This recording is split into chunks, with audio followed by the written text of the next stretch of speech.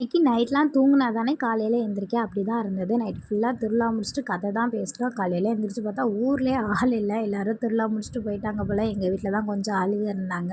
அத்தை காலையில் வேகமாகவே எந்திரிச்சு காலையில் சாப்பிட இட்லி தான் வச்சுட்டு இருந்தாங்க. நல்ல மருமகளை கொண்டு வந்திருக்கேன், நான் தான் எல்லா வேலையும் பார்க்குறேன்னு புலம்பிகிட்டே இருந்தாங்க. நாத்தனாவும் எந்திரிச்சு வெங்காயம் தக்காளி எல்லாமே கட் பண்ணி கொடுத்துருந்தா சட்னிக்கு.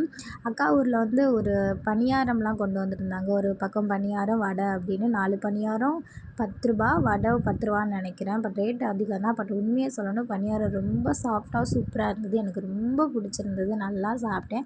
அக்கா வீட்டில் ஏஞ்சல்னு ஒரு குட்டி இருக்கா, ரொம்ப க்யூட்டாக அழகாக இருந்தா. அந்த பொம்பளை குட்டினாலவே ரொம்ப பாசமாக இருப்பாளுங்க. என் ரோசி மாதிரி ரொம்ப அழகாக இருந்தா. பேர் ஏஞ்சலு அப்படின்னு கூப்பிட்டா ஓடி வந்துடுவா. நைட்டு அன்னதானம் சாப்பாடு வந்து கோயிலில் வச்சது மீதி இருந்தால் பேலன்ஸ் வீட்டுக்கு கொடுப்பாங்களா, யாருமே வேணான்னு சொல்லிட்டாங்க. இல்லை நைட்டும் சாப்பிட்டதுனால தயிர் வச்சு சாப்பிட்டுட்டு எல்லாருமே பயங்கர தூக்கம். இந்த ஏஞ்சலுக்கு கூட அப்படி ஒரு தூக்கம், ரொம்ப அசந்து தூங்கிட்டு இருந்துச்சு. சரி நம்ம வயல் பக்கம் போய் கொஞ்சம் நேரம் காற்று வாங்கிட்டு வரலாம் அப்படின்னு பார்த்தா இந்த பிளாக் அண்ட் ஒயிட் மாடு நின்றுச்சு. இதை பார்த்துருக்கீங்களா? விளம்பரத்தில் இந்த பால் விளம்பரம் தயிர் விளம்பரத்துலலாம் இருக்கும்ல, நான் பார்த்துருக்கேன். பட் ஒரு கிராமத்தில் இப்போ தான் பார்க்குறேன். பார்த்தா அது எங்கள் அக்கா வீடு தானா அந்த மாடு. மதியத்துக்கு சிக்கன் தான் வாங்கிட்டு வந்தாங்க. என் சின்ன மாமியார் எல்லாமே நறுக்கி க்ளீன் பண்ணி ரெடியாக வச்சு அவங்களே சமைக்க ஸ்டார்ட் பண்ணிட்டாங்க. என் சின்ன மாமியார் தான் எங்கே போனாலும் ஃபஸ்ட்டாக நின்று எல்லா வேலையுமே பார்க்குறது. அதனாலேயே அவங்க ரொம்ப ஸ்பெஷலு. அப்படியே நம்ம அனன்யா குட்டிக்கு இன்றைக்கி பர்த்டேயில், அதனால் அவங்களுக்கு கேக்கு வெட்ட மேக்கப் தான் பண்ணிகிட்டு இருந்தா என் நாத்தனா வந்து அவளுக்கு தாய் மாமா பொண்டாட்டி வேணும். அதனால தான் ரொம்ப பாசமாக இருக்காங்க. நான் அப்படியே கொஞ்சம் நெயில் பாலிஷ் வைக்கிறதுலாம் எனக்கு ரொம்ப பிடிக்கும். ஸ்கை ப்ளூ கலர் சூப்பராக இருந்தது. அப்படியே எனக்கு வச்சுட்டு இருந்தேன். இருக்கிற 2 முடிக்கு எத்தனை ஹேர் ஸ்டைல் மாற்றி கட்டிகிட்டு இருந்தா. ஃபைனலாக நரி ஓட்டேரி நரி அந்த மாடல்லே ட்ரை பண்ணிட்டா. அதுக்கப்புறம் கொஞ்சம் டச்சிங் ஒர்க்கு டச்சப்பு அப்படிலாம் பண்ணிவிட்டு லிப்ஸ்டிக் எல்லாம் போட்டுட்டு ரெடி ஆயாச்சு. இதில் பூலாம் எப்படி வைக்கவா அப்படி வைக்கவான்னு கேட்டுகிட்டே இருந்தா. ஆனால் க்யூட்டாக இருந்தா. எனக்கு மக பூ கொடுத்து அம்மா நீங்கள் வைங்கம்மா அப்படின்னு சொன்னால் நானும் மாற்றி வச்சு பார்த்தேன். பட் மைக் செட்டு மாதிரியே இருந்தது. நான் வந்து செல்வா இருந்தால் நான் எப்படி வேணான்னு வைப்பேன். பட் அவனுக்கு மட்டும் அழகாக இருந்தால் போதும்னு நினைக்கிறேன். அவன் இல்லைன்னா நான் எதுவுமே மேக்ஸிமம் எதிர்பார்க்க மாட்டேன். பட் யாராவது ஏதாவது சொல்லிடுவாங்களோ அப்படின்னு. ஃபைனலாக மக ரொம்ப க்யூட்டாக அழகாக கிளம்பி இப்போ அவங்க மாமா அண்ணன் எல்லாத்தையுமே காட்டிகிட்டு இருந்தாங்க. இவ்வளோ ட்ரெஸ்ஸோட காம்பினேஷன் கலர் எனக்கு ரொம்ப பிடிச்சிருந்துச்சு. பார்த்ததுமே சொன்னேன் எனக்கு ஒன்று இது மாதிரி வாங்கணும் அப்படின்னு. நம்ம தான் பெரிய ஃபோட்டோகிராஃபர் ஆயிடுச்சு அப்படி சொல்லிட்டு நம்ம கொஞ்சம் நேரம் வளைச்சி ஃபோட்டோ வீடியோலாம் எடுத்துகிட்டு இருந்தேன். அப்படியே மகள் எடுக்கும்போது ஏஞ்சலை பார்த்தீங்களா, எவ்வளோ க்யூட்டாக வந்து ஃபோட்டோக்கு போஸ் கொடுத்துட்டு போகிறா அப்படின்னு. ஆனால் ஏஞ்சலுக்கு கூப்பிட்டதும் பின்னாடியே ஓடியாந்துட்டா. அனன்யா குட்டி எனக்கு மக தான் வேணும். செல்வாவோட அத்தை மகளோட மக இவ. என் செல்ல குட்டி, என் க்யூட்டான மக இவ. ஃபைனலாக எல்லா மேக்கப்பையும் முடிச்சுட்டு கேக்லாம் எடுத்து வச்சாச்சு. கேக்கு ரொம்ப சூப்பராக இருந்ததுல பார்க்கும்போது எனக்கு ரொம்பவே பிடிச்சிருந்தது. கேக்கு எல்லாமே ரெடி ஆனதுக்கப்புறம் அவங்க தாய் மாமாவோட ஜாலியாக கேக் வெட்ட ரெடி ஆகிட்டாங்க.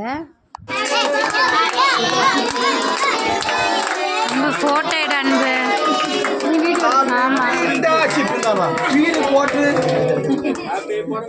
அனன்யாவோட அம்மா அப்பா எனக்கு 2 பேருமே அக்கா அண்ணன் தான் வேணும். முறை மாற்றி தான் வரும், அதெல்லாம் கண்டுக்கப்படாது. ஃபைனலாக கேக்கு வெட்டி எல்லாருக்குமே அழகாக அனிமா கேக்கு ஓட்டிகிட்டு இருந்தா. அப்படியே அத்தை மாமாலாம் போய் என்னையும் ஃபோட்டோ எடு, எனக்கு ஒரு போஸ் கொடு, எனக்கு கேக்கு விட்டு அப்படின்னு வளைச்சி என்ன ஃபோட்டோ எடுக்க வச்சுட்டு இருந்தாங்க.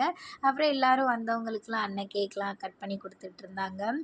அப்புறம் நல்லபடியாக பர்த்டே செலிப்ரேஷன் முடிஞ்சிருச்சு. அதுக்கப்புறம் அண்ணனும் அக்காவும் ஹனிமாவுக்கு ஒரு ஃபோட்டோ ஃப்ரேம் மாதிரி கொடுத்துருந்தாங்க. அப்புறம் சச்சின் அண்ணா வந்து ட்ரெஸ் எடுத்து கொடுத்துட்ருந்தாங்க. நிறைய ட்ரெஸ்ஸே வந்தது. ஒவ்வொரு ட்ரெஸ்ஸாக போட்டு காட்ட சொல்லி ஃபோட்டோலாம் எடுத்துகிட்டு இருந்தேன். இது என் நாத்தனா எடுத்துகிட்டு வந்த ட்ரெஸ்ஸு. இது எனக்கு ரொம்பவே பிடிச்சிருந்துச்சு. கலர் அழகாக இருக்குது அப்படின்னு. சரி நம்மளும் ஒரு ஃபோட்டோ ஒரு வீடியோ எடுத்து வச்சுக்கிடுவோம் செல்வாக்கு அனுப்ப அப்படின்னு. என்னை பாப்பா ரொம்ப மிஸ் பண்ணுவாளா அப்படின்னு எல்லாருமே ஃபோட்டோ எடுத்து முடிச்சுட்டு அந்த கேக்கு சாப்பிட்றது கொஞ்சம் கை பிசுன்னு இருக்குமா, நல்லா கழுவிட்டு ஃப்ரெஷ் ஆகிட்டு சாப்பிட ரெடி ஆயாச்சு.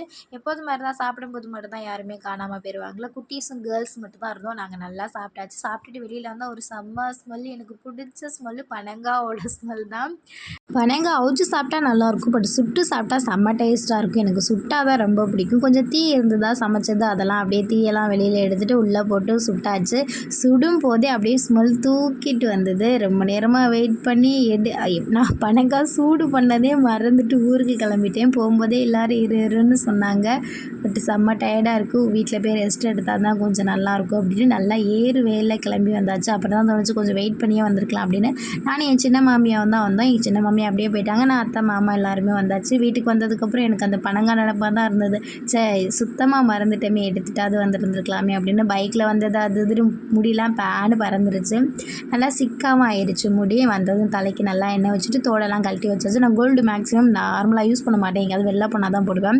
ஏன்னா எல்லாத்து மேட்சாக தோடு வச்சுருக்கிறனால கழட்டி கோல்டை மாட்ட முடியாது அப்படின்னு நார்மலாக ஃப்ரெஷ் ஆகிட்டு குளிச்சுட்டு நம்ம நார்மல் தோடு போட்டாச்சு. இது வந்து சும்மா கொக்கி மாதிரி தானே, வேறு தோடு போடுறதா இருந்தால் கூட டக்குன்னு கழட்டிட்டு போட்டுக்கலாம் அப்படின்னு நார்மலாக சாதா தோடு தான் போடுவேன்.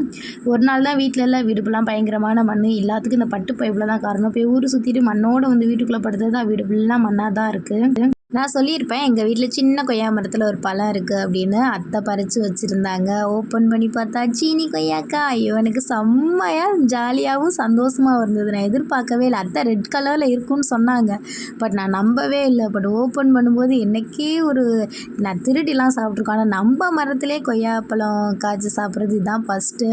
ஏன்னா இங்கே மேக்ஸிமம் எதுவே அவ்வளோ வராது. கொய்யா மரம் எப்படியோ வந்துருச்சு. செல்வா தான் ரொம்ப மிஸ் பண்ணுவான், எனக்கு செல்வாக்காக இருந்த பழம். பட் அதுக்குன்னு வேமா பழுத்துருச்சுல, அதுக்கு நம்ம என்ன பண்ண முடியும். அப்புறம் அணில் சாப்பிட்ருவோம், அதை நம்மளே சாப்பிட்றலாம் அப்படின்னு சாப்பிட்டாச்சு.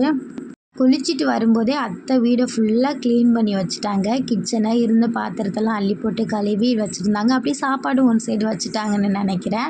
நான் வந்து பார்த்தேன் பாத்திரம் மட்டும் கழுவி இருந்ததா, லைட்டாக தண்ணிலாம் இருந்தது, அப்படியே தொடச்சி விட்டுட்டு நைட்டுக்கு தோசை தான் மாவுலாம் எல்லாமே ரெடி பண்ணிகிட்டு இருந்தேன். அத்தை சாப்பாடு வடிச்சிட்டாங்க. தோசை அப்புறம் ஏன் சாப்பாடுன்னு கேட்கலாம், பட் எங்கள் மாமா திடீர்னு சோறு இருக்கான்னு கேட்பாங்க. அதனால் சோறும் ஆக்கி சாப்பாடும் வச்சுட்டு கொஞ்சம் நேரம் ஃபோன் பார்த்துட்டு இருந்தேன். பார்த்தா எனக்கு யாருக்குமே சாப்பாடு வேணாம், எல்லாருக்குமே தோசைன்னு சொல்லிட்டாங்க. அப்புறம் என்ன சாப்பாடு பட்டு சாப்பிட்டுட்டு மீதி காலையில் கஞ்சி தான் சாப்பிட்ற மாதிரி இருக்கும். எல்லாருக்கும் சுட சுட தோசை ஊற்றி கொடுத்துட்டு செல்வா ஃபோன் பண்ணால் அத்தை கொஞ்சம் நேரம் பேசிகிட்டு இருந்தாங்க.